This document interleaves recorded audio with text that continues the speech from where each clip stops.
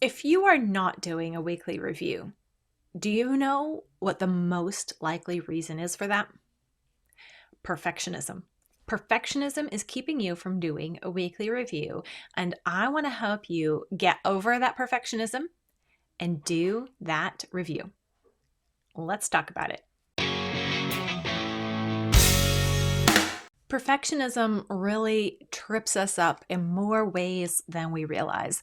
Sometimes we think we're not being perfectionist. Maybe we even think we're being realistic. And it's actually perfectionism getting in our way. Today's episode is an excerpt from a member only mentoring session. Inside Simply Convivial Continuing Education, we do weekly video chats where we discuss the month's topic. And a recurring theme inside membership is overcoming perfectionism and overwhelm by taking baby steps and by realizing what's actually going on. You'll get a taste of that here with this excerpt, and I think it's going to help you recognize perfectionism when it's holding you back and know what to do about it so that you can overcome perfectionism and overwhelm in your weekly review and in other areas as well. So let's dig in. So, perfectionism stops us from moving forward in two ways. First, perfectionism stops us from reviewing. It keeps us from looking back at the last week because our last week was not perfect. And we don't want to admit that. We don't want to confront that. We don't want to deal with that. And so we ignore it. And when perfectionism stops us from looking at our last week's plan or from dealing with the fact that we didn't have a plan last week, when it prevents us from reviewing the last week and just facing it head on without condemnation. Perfectionism, if you look back with perfectionism, you're going to be looking back with condemnation, which isn't actually helpful. You're just looking back to see how things went so that you can then make a plan according to how things are going in your life that's appropriate for your life right now, not a plan that's perfect. So you're not looking back expecting perfect execution on the previous plan, and you're not looking back to see the planner page perfectly filled out and beautiful with no coffee spills and no mistakes and cute stickers in exactly the right spots, as if you're making a keepsake. Your plan's not a keepsake. It doesn't have to be. And that's not the goal of the plan. The goal of the plan and filling out any kind of planner page is to keep in front of your face the things you need in front of your face so you can get your responsibilities done. It doesn't have to look beautiful. It can, and it's nice when it does, but that's not necessary. What's more important is that you have the things in front of your face that need to be in front of your face so you can get them done without thinking through it over and over again and having to filter through a super long list or a bunch of notes, or without having to just start from scratch and remember everything all in your head. We keep it on paper because that's a safer place than our heads to keep it. So when we don't want to review from the past because we want to pretend that we didn't mess up this last week, that's not helpful.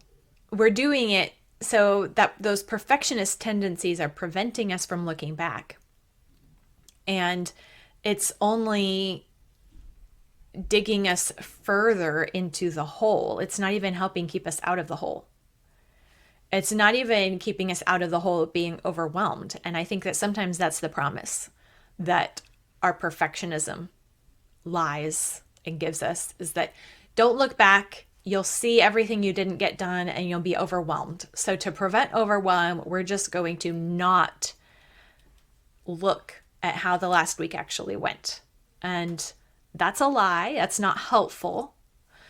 You're going to stay in overwhelm if you don't look back and see how things are actually going and what actually happened, because it's just going to be vague and undefined and a mess in your head because you keep shoving down thoughts that you don't like.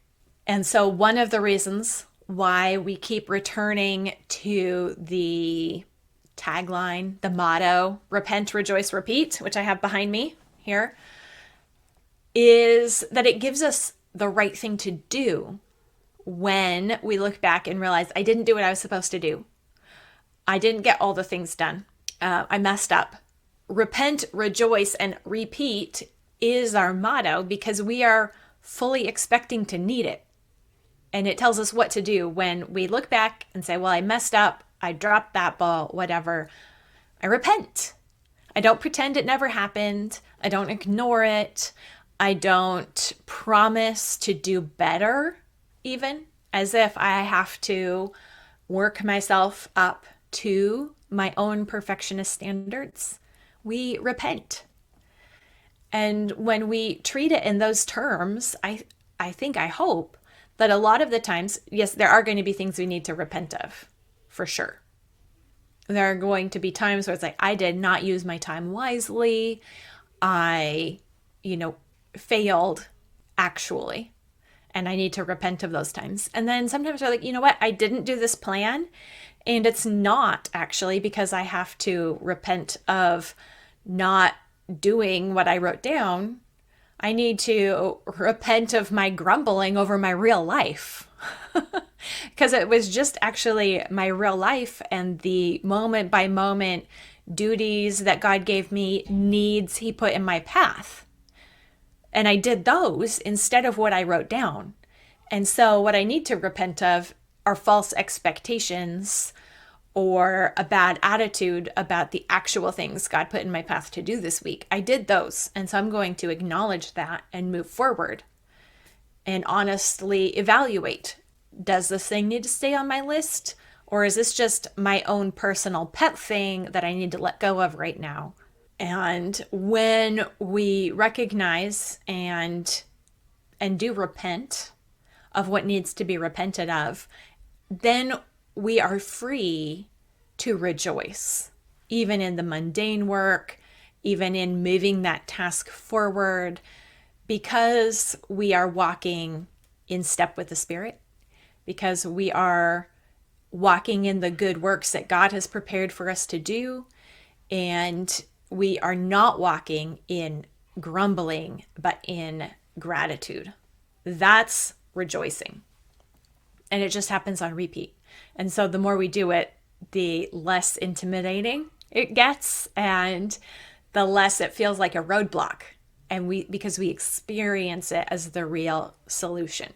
So perfectionism prevents our weekly reviews and any other kind of practice that gives us progress, because perfectionism prevents us from looking back, or it encourages us to just move forward and not look back. And so we don't actually review because of perfectionism. You'll notice one of the key tactics and strategies that we continually return to, no matter what the topic here at Simply Convivial, is brain dumping. A brain dump is simply writing down whatever is in your head on paper. It helps us deal with information and thoughts and ideas and obligations in a concrete, clear way.